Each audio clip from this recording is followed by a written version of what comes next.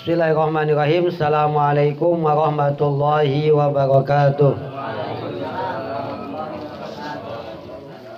Innal hamdalillah nahmaduhu wa nasta'inuhu wa nastaghfiruh wa na'udzu billahi ta'ala min syururi anfusina wa min sayyiati a'malina. May yahdihillahu fala mudilla lahu wa may yudlilhu fala hadiyalah. Asyhadu an la ilaha illallah wahdahu la syarika lah wa asyhadu anna Muhammadan abduhu wa rasuluhu la nabiyya ba'dah. Allahumma shalli ala sayyidina wa habibina wa syafi'ina wa qurrati a'yunina wa tabibi qulubina wa maulana Muhammadin. Qalu subhanaka la ilma lana illa ma 'allamtana innaka antal alimul hakim. Rabbi shrah li sadri wa yassir li amri wa hlul 'uqdatam min lisani yafqahu qawli. Radina billahi rabba wa bil islami dina wa bi Muhammadin nabiyya wa rasula. Ya Allah ya Rabbana bi rahmatikal wasi'ati ummana wa qina syarra ma hammana wa ghammana walal imanil kamili wal kitabi was sunnati tawaffana wa anta radin anna amin ya Allah ya rabbal alamin. Pertama-tama mari kita panjatkan puja puji syukur kita kehadirat Allah Subhanahu wa taala. Alhamdulillah pada kesempatan malam yang berbahagia ini, di tempat yang penuh dengan rahmat ini, Allah senantiasa melimpahkan, mencurahkan kepada kita semua curahan nikmatnya. Nikmat sehat walafiat, nikmat silaturahim, nikmat panjang umur dan lebih besar lagi, nikmat yang paling mulia, nikmat yang paling mahal, nikmat iman dan Islam kita kepada Allah Subhanahu wa taala. Mudah-mudahan Allah hidupkan kita dalam keadaan sebagai muslim dan mudah-mudahan Allah wafatkan kita pun sebagai muslim. Amin. Wala tamutunna illa wa antum muslimun, dan janganlah kalian mati kecuali sebagai muslim yang tunduk pasrah hanya kepada Allah Subhanahu wa taala. Tak lupa pula sholawat dan salam senantiasa tercurah limpahkan kepada hariban karim baginda besar Nabi Muhammad sallallahu alaihi wasallam. Allahumma sholli wa sallim baik alaihi wa ala alihi, kepada para keluarganya, kepada para sahabatnya, kepada umatnya, kepada kita semua. Mudah-mudahan kita istiqomah dalam menjalankan, mengamalkan sunnah-sunnah dan juga syariat-syariatnya. Mudah-mudahan kelak nanti kita mendapatkan syafaatul uzma yaumal qiyamah. Amin ya Allah ya rabbal alamin. Kita berada di penghujung bulan Rajab. Di bulan Rajab itu banyak momen, banyak kejadian penting, sejarah penting yang terjadi pada bulan Rajab. Sebelum kita menutup Rajab ini, alangkah baiknya kita untuk mengenang beberapa sejarah penting yang terjadi pada bulan Rajab ini.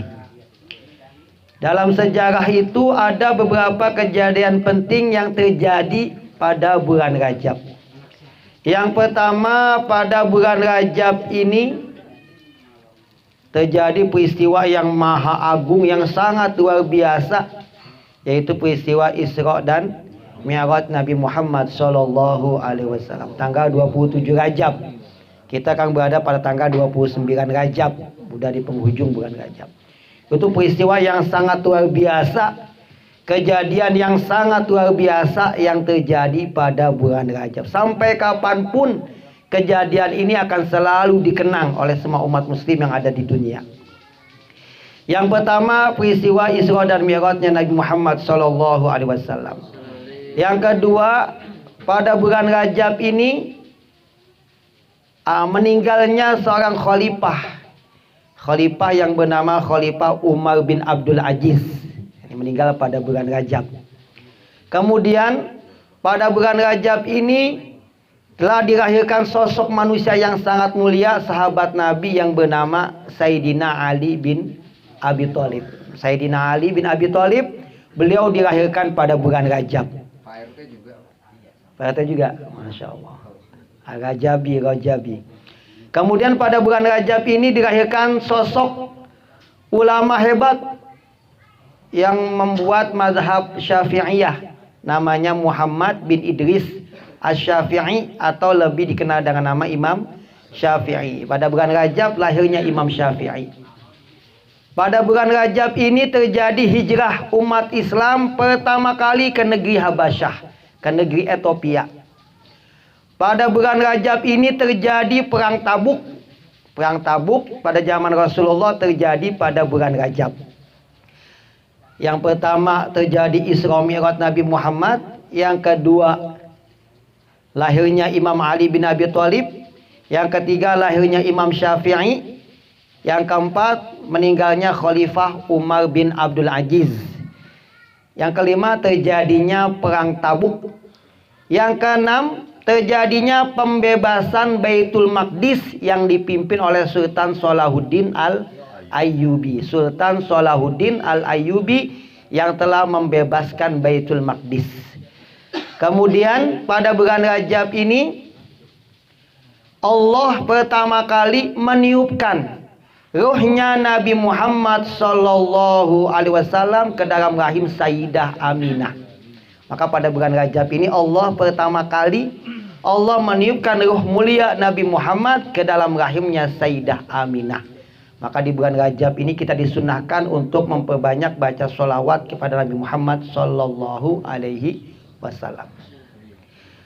Pertama Isra Mi'raj, ini kejadian yang sangat luar biasa. Ada 3 alam yang dialami Rasulullah ketika Isra Mi'raj. Ada 3 alam. Ada alam nasut, ada alam malakut, ada alam lahut. Alam nasut, alam manusia. Dari Masjidil Haram ke Masjidil Aqsa, dari Mekah ke Palestina. Itu menurut keterangan dari Mekah ke Palestina itu perjalanan selama 3 bulan dengan menggunakan onta. Atau jaraknya itu 1500 kilo dari Mekah ke Palestina. Itu masuknya adalah alam nasut, alam manusia. Kemudian masuk alam malakut. Rasulullah diangkat ke langit pertama, langit kedua, langit ketiga sampai langit ketujuh. Itu namanya alam malakut, alam malaikat. Malaikat masih bisa ngikut, malaikat Ruhul Amin. Dari satu langit ke langit kedua itu butuh perjalanan selama 1 juta tahun. Dari satu langit ke langit kedua perjalanannya 1 juta tahun. Langit kedua sampai ketiga 1 juta tahun. Sampai langit ketujuh itu kalau secara akal manusia dengan hitungan manusia itu butuh perjalanan selama 7 juta tahun. Masya Allah. Nabi Muhammad diperjalankan cuma 1/3 malam. Sampai ke langit ketujuh. Kemudian masuk ke Sidratul Muntaha, itu namanya alam lahut, alam ketuhanan. Hanya Nabi Muhammad saja yang bisa untuk masuk ke alam lahut, alam ketuhanan. Maka Sidratul Muntaha itu tempat yang sangat luar biasa. Sidrah itu artinya apa? Nama tempat yang ada di ujung alam semesta. Muntaha itu artinya penghujung. Penghujungnya alam semesta namanya Sidratul Muntaha. Maka Isra Mi'raj perjalanan yang sangat luar biasa. Nabi Muhammad langit pertama bertemu dengan Nabi Adam alaihis salam. Langit kedua bertemu dengan Nabi Isa dan Nabi Yahya. Langit ketiga bertemu dengan Nabi Yusuf. Langit keempat bertemu dengan Nabi Idris.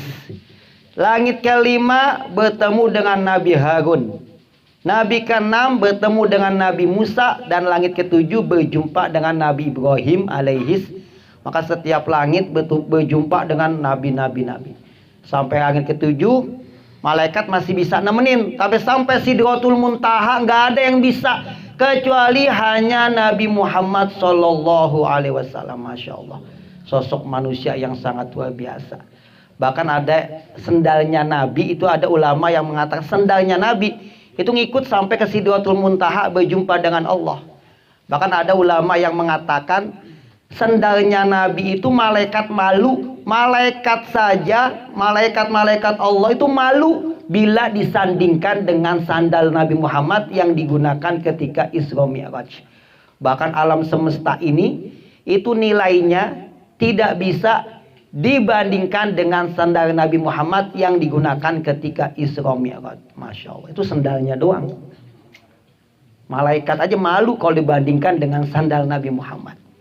Maka sosok manusia yang sangat luar biasa Nabi Muhammad sallallahu alaihi wasallam. Allahumma sholli wa sallim baik alaihi wa ala alihi. Maka Isra Mi'raj ini yang pertama adalah Rasulullah mendapatkan perintah wajib sholat untuk pertama kalinya. Hadiah oleh-oleh yang paling mahal adalah oleh-oleh yang Allah berikan kepada Nabi Muhammad dalam bentuk ibadah yang bernama ibadah sholat. Kalau puasa cukup dengan menggunakan ayat ya ayyuhalladzina amanu kutiba alaikumusiyam kama kutiba alal ladzina min qablikum la'allakum. Allah perintahkan puasa cukup dengan menurunkan ayat. Allah perintahkan kita zakat cukup dengan menggunakan ayat wa aqimus shalah wa atuz zakah. Maka Allah perintahkan puasa cukup dengan ayat.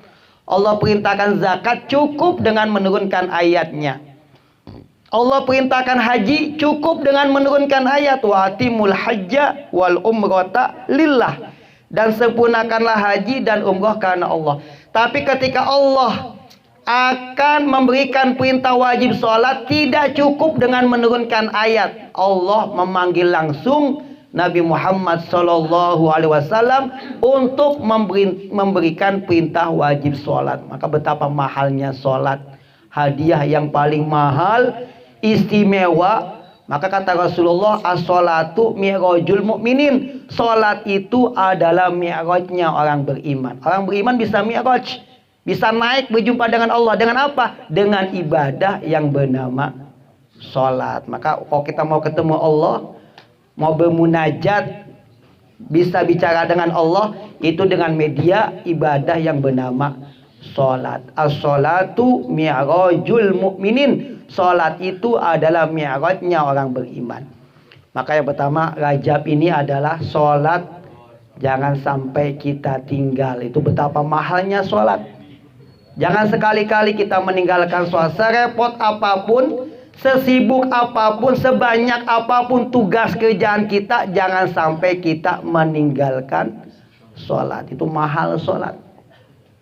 Satu sujud kita, kalau kita sujud di hadapan Allah ikhlas, tunduk, dan Allah terima sujud kita, satu sujud kita di hadapan Allah itu nilainya lebih mahal daripada dunia dengan segala isinya. Itu satu sujud kita. Maka sholat itu jangan sampai kita abaikan. Sholat jangan sampai kita lalaikan. Sholat jangan sampai kita untuk tinggalkan. Masya Allah. Naudzubillah min dzalik. Ada ayat bunyinya begini. Masalakakum fi saqar qalu lam naku minal musallin. Nanti ketika penghuni neraka masuk ke dalam neraka, Allah tanya, masalakakum fi saqar, kenapa engkau masuk ke dalam neraka Saqar? Apa jawaban mereka tuh? Qalu, mereka menjawab, lam naku minal musallin. Dulu ketika di dunia kami bukanlah termasuk manusia yang mengerjakan sholat. Kalau kita meninggalkan sholat, pasti Allah masukkan kita ke dalam neraka yang amat sangat panas. Naudzubillah min dzalik. Maka Isra Mi'raj, sholat jangan ditinggal.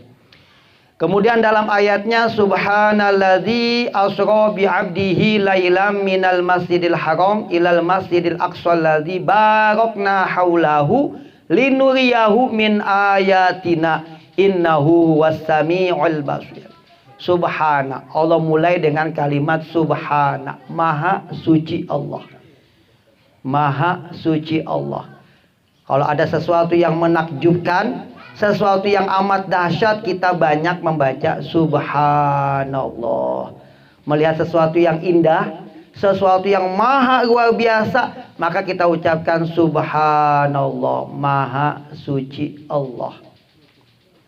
Intinya banyak menyebut nama Allah. Ada dua kalimat. Ini kata Rasulullah, qala Rasulullah sallallahu alaihi wasallam, Allahumma sholli wa sallim baik alaihi wa ala alihi.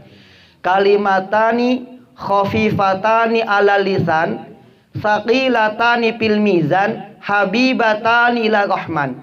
Kata Rasul, ada dua kalimat yang enteng di mulut enteng, gampang ngucapinnya. Sakilatani fil mizan, tapi dua kalimat itu akan memberatkan timbangan kita nanti di hadapan Allah. Di mulut, di lisan kita enteng, mudah, tapi dua kalimat itu akan memberatkan timbangan kebaikan kita nanti di padang mahsyar. Habibatani ila rahman, dan dua kalimat itu dua kalimat yang sangat Allah cinta. Apa dua kalimat itu? Subhanallah wa bihamdihi subhanallahil azim. Ini dua kalimat kita anggap enteng. Di mulut enteng, subhanallah bihamdi subhanallahil azim, subhanallah bihamdi subhanallah, subhanallah bihamdi. Enteng di mulut, tapi di timbangan kebaikan kita akan menjadi berat nanti. Dan ini dua kalimat yang paling Allah cinta, yang paling Allah suka. Subhanallah wa bihamdihi subhanallahil azim.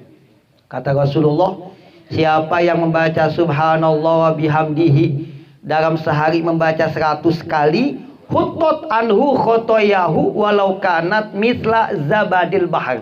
Siapa yang membaca subhanallah wa bihamdihi sehari 100 kali, Allah akan ampuni semua dosa-dosanya, meskipun dosa-dosanya itu sebanyak buih di lautan. Buih di lautan gak bisa kehitung, amat sangat banyak. Tapi kalau kita baca subhanallah wa bihamdihi 100 kali, itu dosa sebanyak apapun pasti akan Allah ampuni. Maka pada ini kita perbanyak membaca subhanallah, subhanallah wa bihamdihi subhanallahil azim. Enteng di mulut, enteng di lisan, tapi bisa memberatkan timbangan kebaikan kita nanti di padang mahsyar. Dua kalimat yang paling Allah cinta, subhanallah wa bihamdihi subhanallahil azim. Bahkan ada ulama namanya Imam Ubaid. Kata Imam Ubaid, tasbihatun bihamdillah fi sahifatil mu'min khairun lahu min jibalid dunya tajri ma'hu zahaba. Kata Imam Ubaid, satu tasbih yang kita baca tasbih sekali, subhanallah, maha suci Allah, subhanallah. Kita baca tasbihah sekali saja dengan memuji nama Allah, itu dalam lembaran seorang mukmin, dalam sahifah seorang mukmin, itu nilainya lebih baik daripada engkau sedekah emas sebanyak gunung. Sedekah emas seberat gunung. Ada satu gunung isinya emas semua. Ada satu gunung muatannya emas semua. Engkau membaca subhanallah, nanti dalam catatan amal kita baca subhanallah sekali saja, itu di hadapan Allah nilainya lebih baik daripada sedekah emas sebesar gunung Uhud. Masya Allah. Subhanallah, subhanallah, subhanallah. Kita melihat sesuatu apapun banyak membaca subhanallah, maha suci Allah.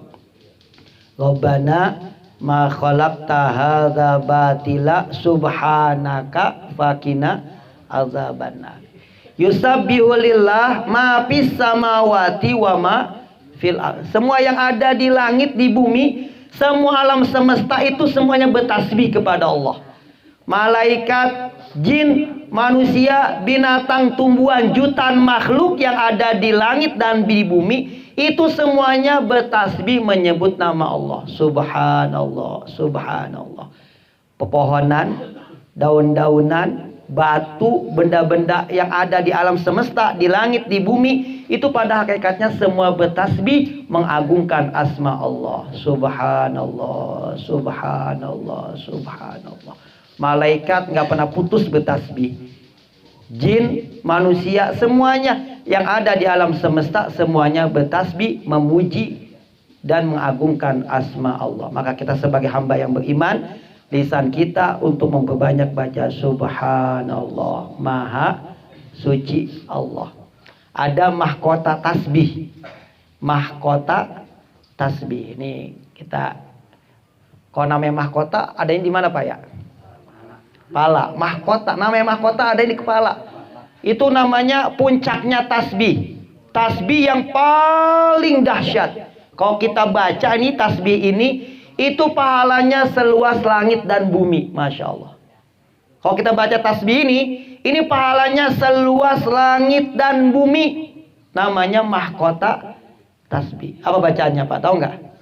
Mahkota tasbih. Kalau kita baca pahalanya, kalau kita ikhlas yakin, itu pahalanya seluas langit dan bumi. Namanya mahkota tasbih.